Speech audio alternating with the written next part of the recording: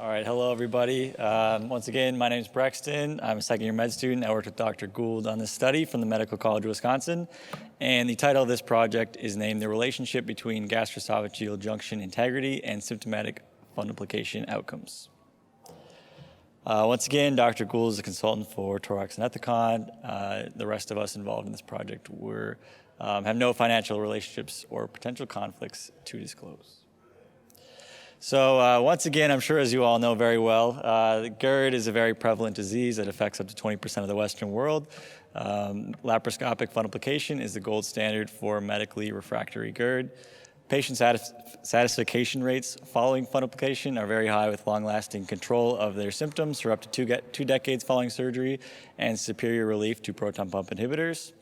And the outcomes for fundoplication vary based on patient factors, including the nature of preoperative symptoms and the response to medical therapy.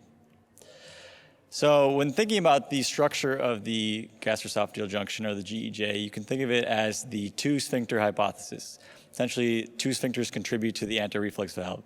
Number one, the LES, the lower esophageal sphincter, and number two, the crural diaphragm. Both of these sphincters are superimposed on each other and work in concert in order to keep acid into the stomach and prevent it from irritating the esophagus. So multiple structural studies have shown that dysfunction in either sphincter correlates with pathologic acid exposure to the distal esophagus and precipitation of GERD symptoms. And so essentially what the two-sphincter hypothesis says is that you need both the LES and the crural diaphragmatic sphincter to maintain the anti-reflux barrier and prevent GERD.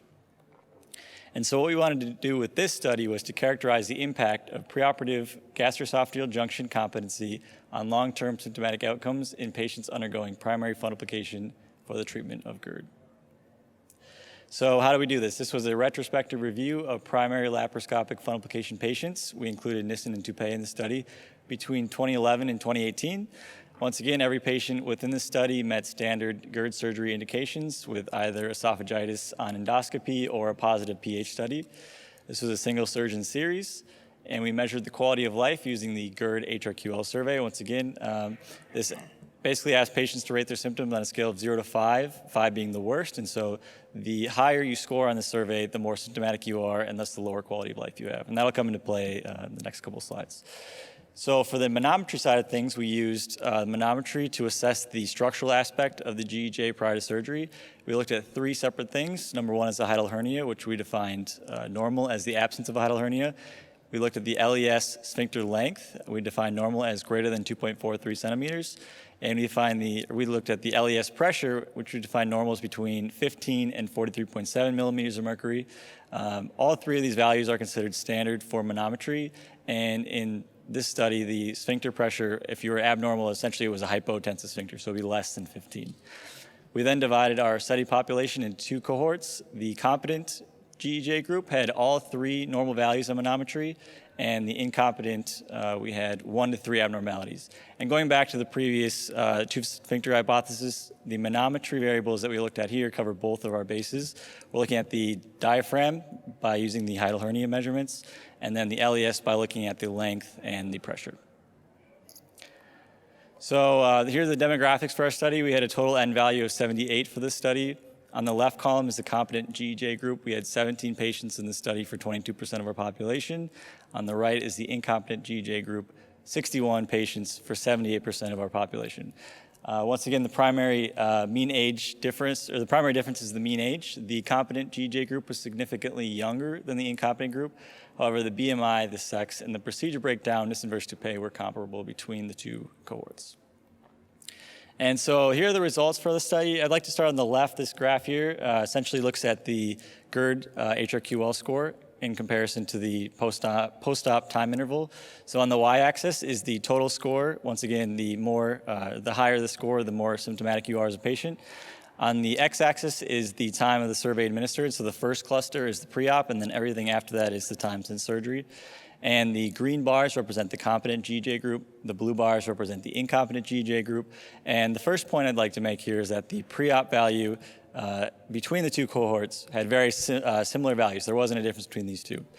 Now, looking at the blue bars, the incompetent GEJ group, compared to the pre-op value, there was a statistically significant decrease in the GERD HRQL score at every single time point we looked at postoperatively, which suggests that these people had long-lasting significant relief following the fundoplication.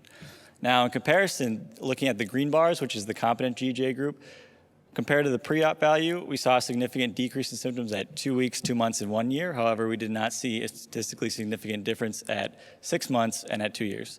So while you can make the argument that these patients improved with the surgery, it may not be the same long-lasting significant improvement that the other cohorts saw. And in addition, I'd like to make another point that within the competent group, those receiving a Nissen fundoplication had a higher rate of additional procedures, such as endoscopy or a pH study, following the surgery to address persistent symptoms related to their heartburn in comparison to the toupee fundoplication. So those receiving a toupee who were in the competent group seemed to do better. And to put that into numbers, 4 of 9 competent Nissen patients had an additional procedure, while 0 of 8 competent toupee patients had additional procedures. So for the limitations for this study, number one is the sample size. We had a small number of competent GJ patients, which limits the power of the study.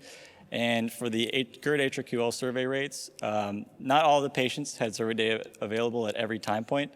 And the data analysis for was limited for the less common follow-up intervals, such as 6 months and 1 year.